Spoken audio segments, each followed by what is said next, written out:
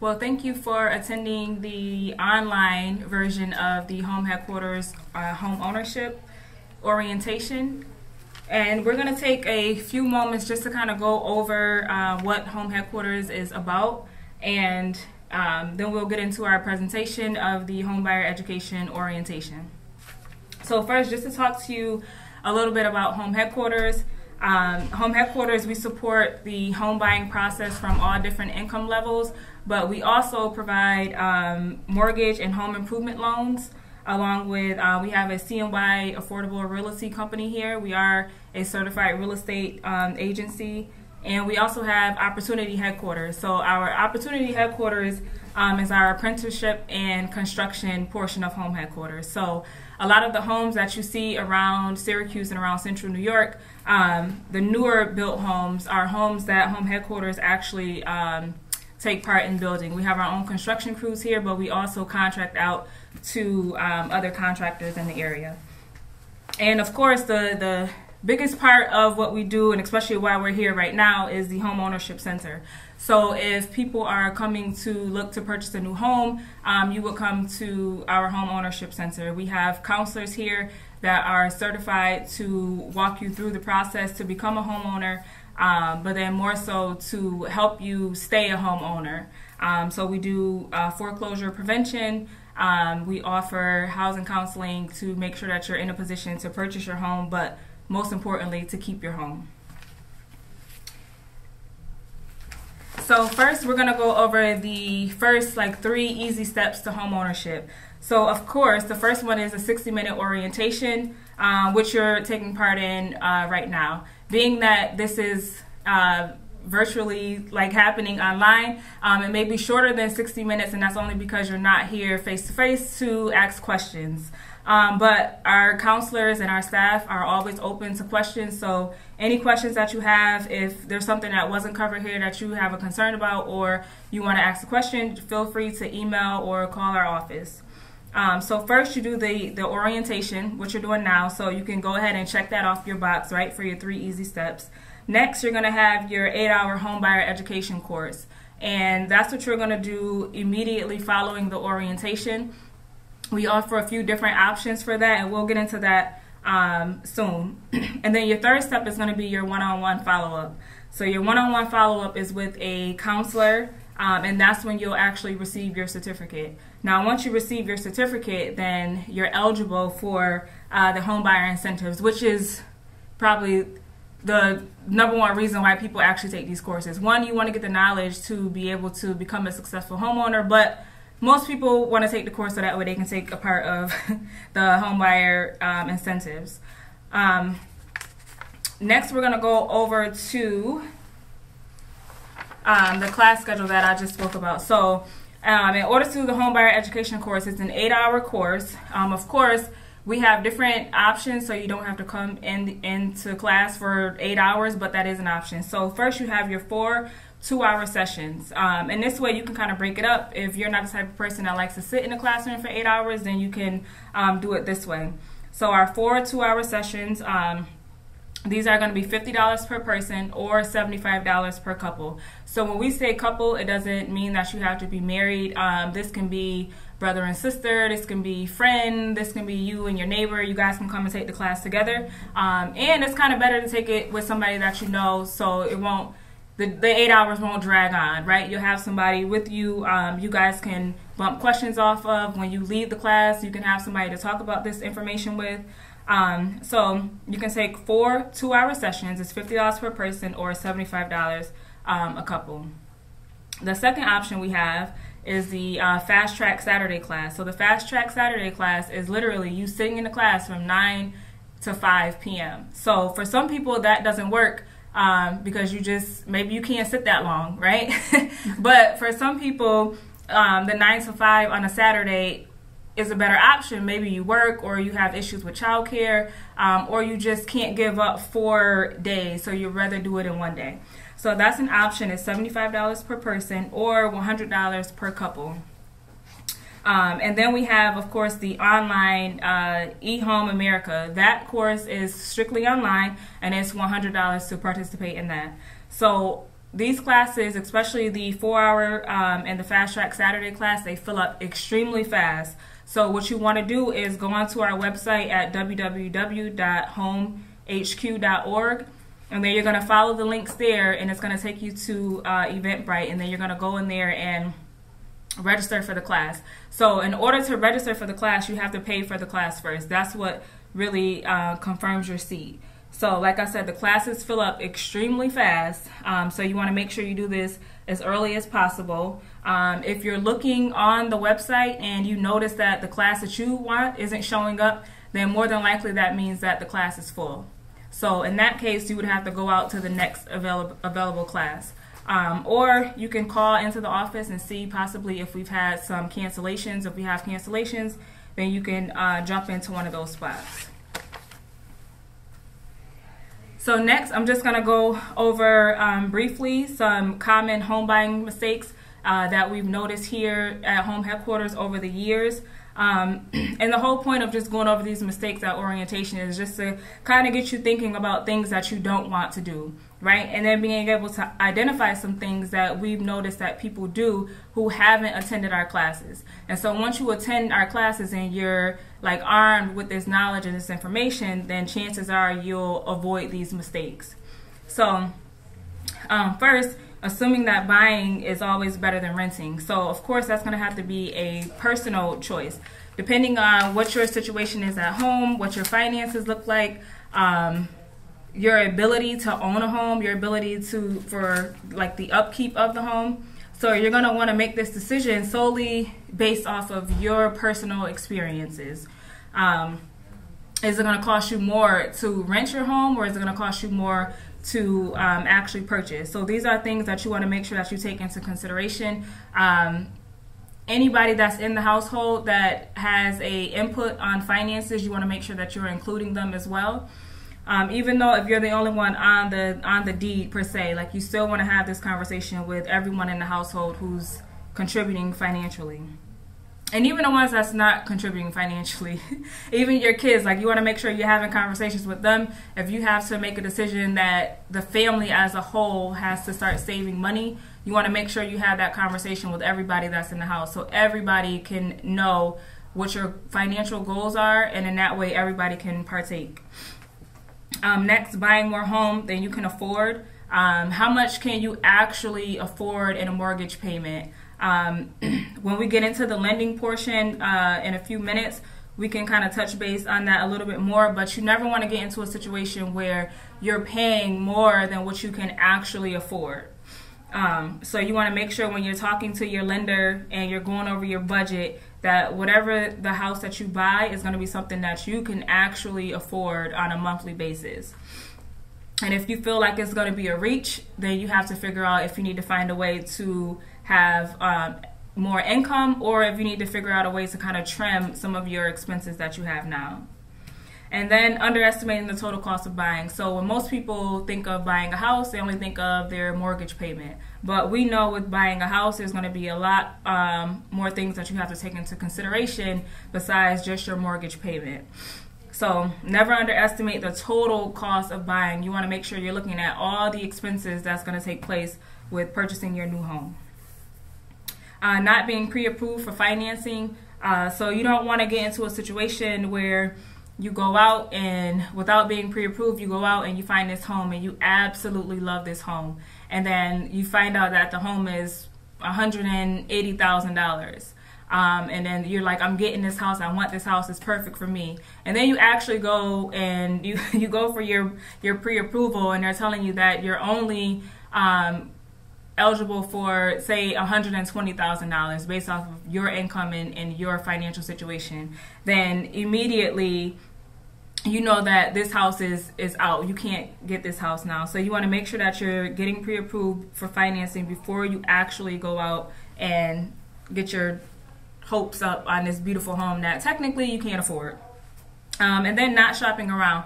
So you want to shop around for everything. You want to shop around for your lender. You want to shop around for your real estate agent. You want to shop around for the house, of course. So you want to make sure that you're doing your due diligence and not necessarily just falling upon the first thing that comes up. So make sure that you understand what your options are, but also be in a position to kind of go around and see exactly what fits you, what fits your budget, what fits your lifestyle. And lastly, but it's very, very important for common home buying mistakes, is waiving the home inspection. So we'll have, and once you get through with the orientation and once you actually come to the classes, you'll have home inspectors that'll actually come in and they'll show you different pictures and they'll tell you all these incredible stories of scenarios where people waive the home inspection and then they come to find out later that that was a terrible, terrible idea. So you never want to waive the home inspection. One, you're going to have an expert that's going to actually come out and be able to show you all these different things that are potential hazards or problems with the house. They're going to be able to point out different features of the house that you want to know if something happens to this later on, like how much would it cost me to repair this. So you never want to waive the home inspection. It may cost you thousands of dollars later on. So typically a home inspection is about $250 to $400. So yeah, you might save $400, but say in a year or two or a month or two after you purchase, you find out that you have a crack in your foundation. So kudos to you. You saved $400 on your home inspection, but now you have to spend $4,000 to get it fixed, or hundreds of thousands of dollars in repairs when you weren't expecting to pay that. So you just want to make sure that you're never waiving the home inspection. And you don't want to rely on, say you have a Uncle Bob that he repairs homes or he paints, and he's going to come in and tell you like, okay, yeah, this house is great, but they never actually go on top of the roof. They never like really go inside, go in the basement, check the foundation. You just want to make sure that you're doing your due diligence, because this is going to be one of the biggest investments that you ever make in your life. And so you don't want to let anything slide just to save a couple $100s. All right, so next we're going to jump into the housing counseling and how we know that it works and like why it actually works. So most of our housing counseling clients that actually come here, they are very prepared and ready to purchase the house. Not just financially, but they have the information, they have the knowledge to be able to go through this process and know what to do, what not to do, right? So most of our clients that actually go through housing counseling, like we've seen that they actually have the ability to improve their credit scores. One, if you're coming into counseling, like that's one of the first things that they do. They're going to pull your credit report, they're going to go over your credit score, they're going to go over everything with you and find different ways for you to increase your score. And also kind of give you some tips to not do certain things to where your score decreases.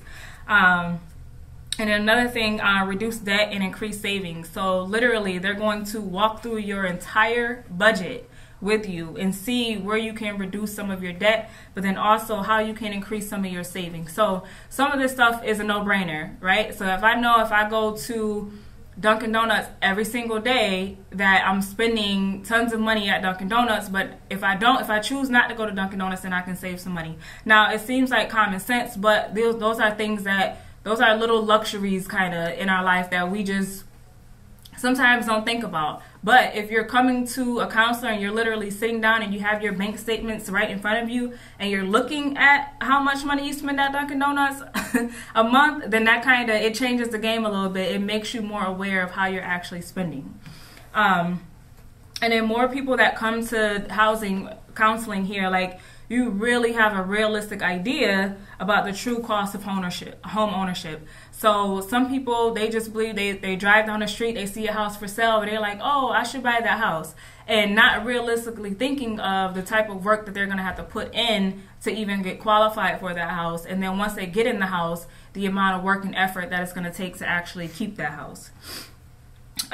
Most of the clients that we have coming in here are 30% less likely to default on their mortgages. One, because they have access to experts here that can actually help them through the process where they're not falling behind and then they just kind of brush it off. Like if you start falling behind from the beginning, you have access to people here that can actually help you get back on track before it gets too far gone where there's nothing that you can do.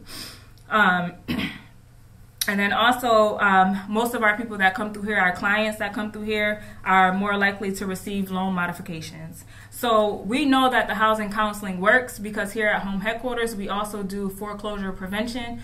And we see the trend here that most of our clients that come here for foreclosure prevention are not clients that came here for housing counseling. So these are people that did the process on their own, but then now they find themselves in binds because they don't have the information that you have because you actually chose to take the orientation and then hopefully you're going to take the class.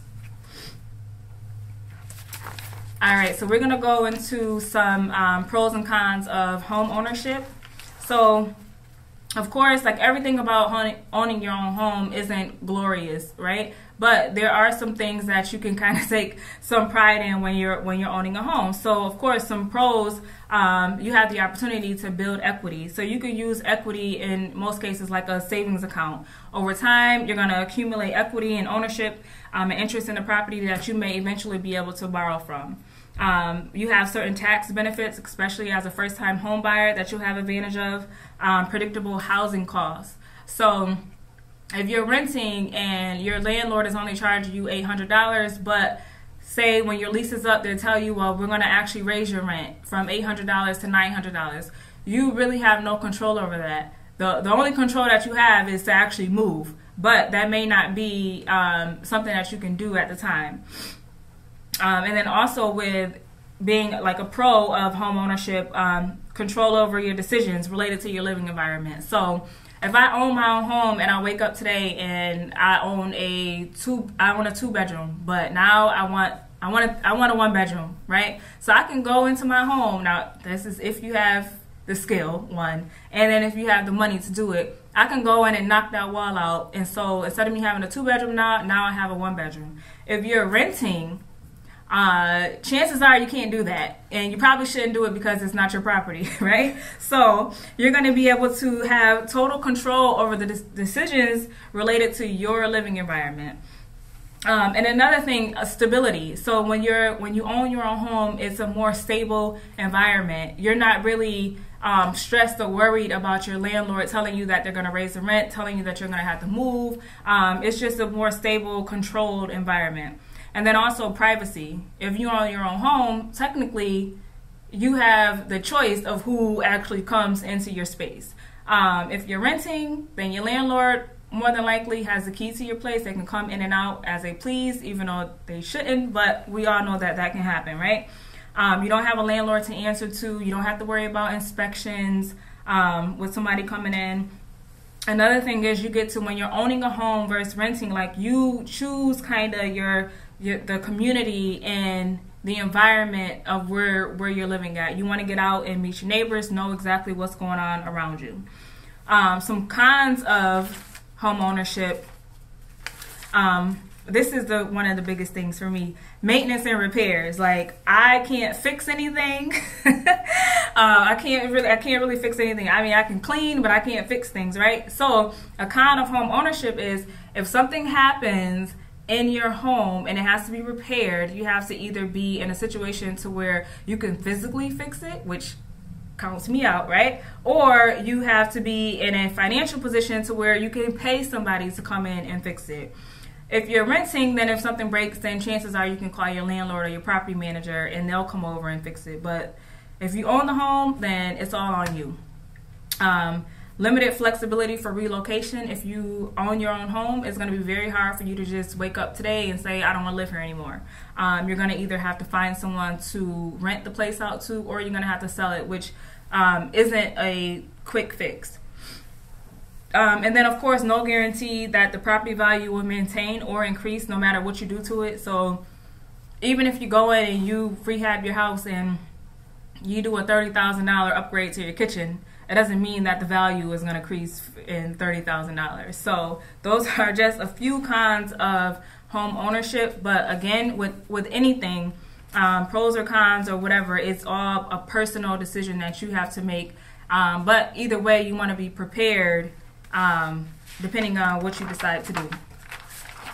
So next we're going to jump into some know what costs to expect, right? So of course, at the beginning, you're going to have your upfront costs. So some of your upfront costs, you're going to have your down payment.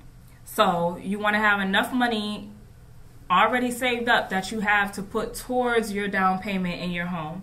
Another upfront cost is going to be your closing costs. So there's programs out there that help you with your down payment and your closing costs, but you want to have your own money and you want to have a plan already put in place to where you can contribute to these two without banking, no pun intended, but relying on the bank or relying on home ownership centers. You want to make sure that you have something to put in.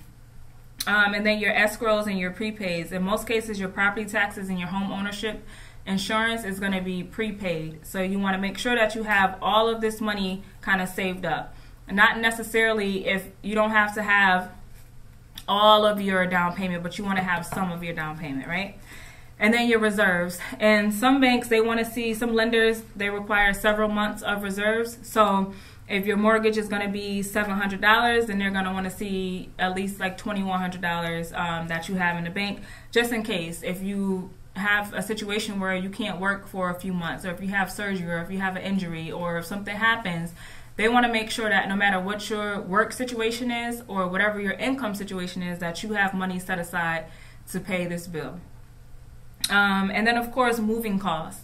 So we all know that moving can be very expensive. A lot of people, or some people think, oh, moving, I just got to rent a truck. But it takes a lot more to move, and you want to make sure that you're prepared for that. So if you have to rent a U-Haul, if you have to hire people to move you, you want to make sure that you have money to actually pay them. If there's family members that's going to move you, then that's great. But make sure you have something, some food or pizza or beer or something to kind of entice them to actually want to help you. If you're moving into a home that somebody was previously living in, so say the house isn't brand new, then you're going to want to make sure you have enough money to change the locks in the house. There's going to be a lot of things that you want to do when you first move in. Even if it's something like getting a new security system. All of these are things that you're going to want to make sure that you have up front before you move in. Some of our ongoing costs, of course, is going to be your mortgage loan payment, including your principal, insurance, taxes, and interest. So out of all the bills that you have every single month, like this now becomes your main bill. Like this has to be paid. So if you don't pay your cell phone bill, if you don't pay your Netflix account, if you don't pay your cable, you have to pay this mortgage payment. Like this is what you're working towards right now, to pay this mortgage, right? Because you want to know at the end of the day, no matter what happens out in the world, that you protect your investment, but you also have a place to go at the end of the day. You want to have somewhere where it's a stable environment, like we talked about before. Another ongoing cost is going to be your utilities, including your water or your trash, in most cases, depending on what town or village you actually purchased in.